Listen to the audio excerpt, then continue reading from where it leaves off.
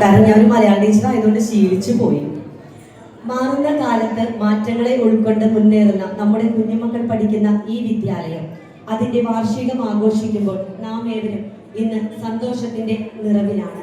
പുതിയ കാലത്തോട്, ന്യൂജൻ കാലത്തെ കുട്ടികളോട് ഒരു വിദ്യാലയം എങ്ങനെ സംവദിക്കുന്നു എന്നത് വളരെ പ്രധാനമായ ഒന്നാണ്.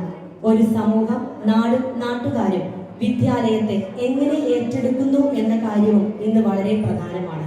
വിദ്യാലയം കേവലം അറിവിന്റെ മാത്രം ഇടമല്ല എന്ന തിരിച്ചറിവാണ് പ്രധാനം. കുട്ടികൾ ജീവിതം പഠിച്ചു തുടങ്ങുന്ന അവരുടെ രണ്ടാമത്തെ വീടാണ് വിദ്യാലയം. സഹജീവികളെ അറിയാൻ, സാഹചര്യങ്ങൾ മനസ്സിലാക്കാൻ, പുറത്തെ ലോകത്തെ തിരിച്ചറിവുകൾ ലഭിക്കാൻ വിദ്യാലയം ഒരു സുപ്രധാന ഉപാധിയാണ്. സ്ക്രീനിൽ തുടങ്ങി സ്ക്രീനിൽ അവസാനിക്കുന്ന നിലനിൽക്കുന്ന ഈ കാലഘട്ടത്തിൽ വെറുതെ ഡേറ്റകളും ഇൻഫോർമേഷനും വാരിക്കൂട്ടുന്ന ഒരു മേഖല മാത്രമല്ല വിദ്യാഭ്യാസം എന്നത്. നമ്മുടെ മക്കളെ പഠിപ്പിക്കുന്നതിൽ വിജയം കണ്ട ഈ ട്വിങ്കിൾ ലിറ്റിൽ കിണ്ടത്തെ കുറിച്ച് അല്പം പറയാം. മാനക ഭാഷ കുറച്ച് മാറ്റി വയ്ക്കാം. പ്രത്യേകിച്ച് ഒന്നുമില്ല. ഇവിടെ എല്ലാവരും പറഞ്ഞ പോലെ തന്നെ ആദ്യമായിട്ട് എനിക്ക് പറയാനുള്ളത്, ഞാൻ ഡാനൻ ടോമിന്റെ അമ്മയാണ്. ഇപ്പൊ ഈ കളിച്ച ഡാൻസിൽ ഒരാൾ എൻ്റെ മകനായിരുന്നു. അപ്പൊ ആളെ ആദ്യമായിട്ട് ഇവിടെ ചേർക്കുന്ന സമയത്ത് ഭയങ്കര കരച്ചിലായിരുന്നു. നമ്മൾ വീട്ടിൽ അന്നാരോ കുന്നാരോ ഒക്കെ കൊടുത്തിട്ട് വളർത്തി ഇവിടെ വന്ന് അന്തരീക്ഷം മാറുക, ഒന്ന് കണ്ണുരുട്ടി ഒന്ന് പേടിപ്പിക്കുകയൊക്കെ ചെയ്യുമ്പോൾ പിള്ളേര് സ്വാഭാവികമായിട്ടും കരയും.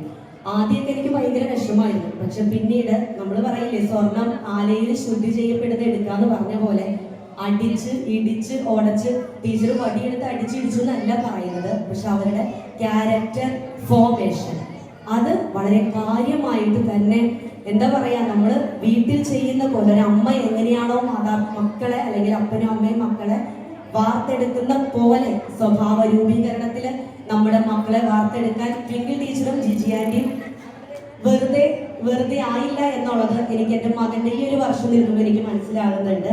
അതുപോലെ തന്നെ സ്വന്തമായി പോയിന്റ് ഇതുകൊണ്ട് വന്നിരിക്കുകയാണ്, മറന്നു പോവാതിരിക്കാൻ കേട്ടോ.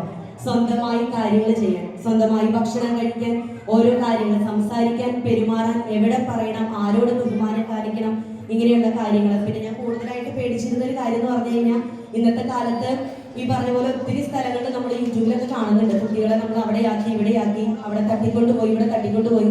എനിക്ക് സത്യം പറഞ്ഞാൽ അത് ഏറ്റവും വലിയ പേടിയുള്ള കാര്യമായിരുന്നു.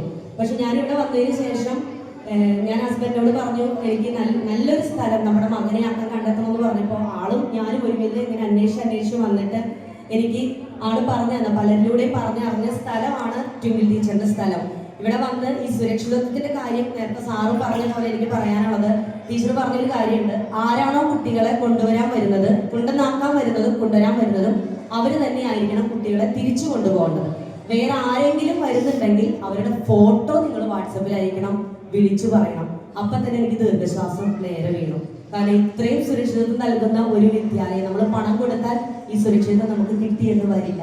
പിന്നെ പ്രാർത്ഥിക്കുന്ന 2 അധ്യാപകരെയാണ് നമ്മുടെ മക്കൾക്ക് കിട്ടിയത്. അതിൽ നമ്മൾക്ക് അഭിമാനിക്കാം.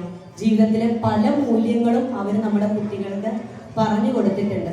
പിന്നെ അടുക്കും ചിട്ടയും മൂല്യങ്ങൾ, പിന്നെ ഇവര് ചാരിറ്റി ബേസ് ട്രിപ്പുകളൊക്കെ നടത്തി. സത്യം പറഞ്ഞു കഴിഞ്ഞാൽ ഇനി നമ്മുടെ മക്കൾക്ക് ഇവിടെ നിന്നൊന്നും ഇനി ഒരു പുതിയ സ്കൂളിലേക്ക് അവർ പോയാലും അവർക്ക് ഇനി പുതുതായി അറിയാൻ എന്തെങ്കിലും ഉണ്ടെന്ന് എനിക്ക് തോന്നണില്ല.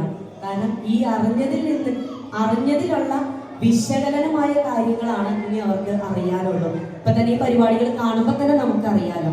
അതേപോലെ തന്നെ എന്നോട് പലരും ചോദിച്ചു, ഞാനിങ്ങനെ സ്കൂളിൽ മോനെ കൊണ്ടുവന്നാക്കാൻ വരുമ്പോൾ എന്നോട് പല പേരൻസും ചോദിച്ചിരുന്നു, ചേച്ചി മോനെ എവിടെയാണ് ആക്കുന്നത്, ഞാൻ ഇടയ്ക്ക് കാണാറുണ്ട്. അപ്പൊ ഞാൻ അവരോട് ധൈര്യമായിട്ട് പറഞ്ഞു, നിങ്ങൾക്ക് ഒരു ടെൻഷനും വേണ്ട. എന്താ പറയാ, നിങ്ങളുടെ മകനെ ആണെങ്കിലും മകളെ ആണെങ്കിലും മക്കളെ ഈ ഒരു വിദ്യാലയത്തിലാക്കുന്നത് കൊണ്ട് നിങ്ങൾക്ക് ലാഭം എന്നല്ല, അതൊരു ലാഭം എന്ന് പറഞ്ഞാൽ കച്ചവട ഭാഷയായി പോകും. നന്മയല്ലാതെ ഇവിടെ നിന്ന് ഒന്നും നിങ്ങൾക്ക് കിട്ടാനില്ല എന്ന് ഞാൻ പറഞ്ഞു. തിന്മ എന്നുള്ളൊരു വാക്കിന്റെ ആ വാക്ക് പോലും നിങ്ങൾക്ക് ഇവിടെ ഉച്ചരിക്കേണ്ടി വരില്ല. കാരണം അത്രമാത്രം പഠിക്കുന്ന കാര്യത്തിലാണെങ്കിലും പാഠ്യേതര വിഷയങ്ങളിലാണെങ്കിലും മൂല്യങ്ങളിലാണെങ്കിലും സുരക്ഷിതത്വത്തിന്റെ കാര്യത്തിലാണെങ്കിലും പ്രാർത്ഥനയിലാണെങ്കിലും എല്ലാം അടിയുറച്ച രീതിയിൽ വളർത്തി ഇത്രയും ചെറുപ്പത്തിൽ ഇത്രയധികം എഫേർട്ട് എടുത്ത് നമ്മുടെ ടീച്ചർമാര് 2 പേരും, ട്വിങ്കിൾ ടീച്ചർ ഒപ്പം ജിജി ആന്റി, അവരുടെ ജിജി ആന്റിയാണ് അവർക്ക്. വഴക്ക് പറഞ്ഞാലും നമുക്ക് ആദ്യമൊക്കെ വിഷമം തോന്നുമെങ്കിലും ഇത്രയും അടിത്തറ പാകിക്കൊണ്ട് ഒരു വീട്ടിലെങ്ങനെയാണോ നമ്മൾ വളർത്തുന്നത് അതേപോലെ നമ്മുടെ മക്കളെ വളർത്തിയെടുക്കാൻ ടീച്ചറും ജിജി ആന്റിയും പരിശ്രമിക്കുന്നുണ്ട് എന്നുള്ളതിൽ യാതൊരു സംശയവും വേണ്ട.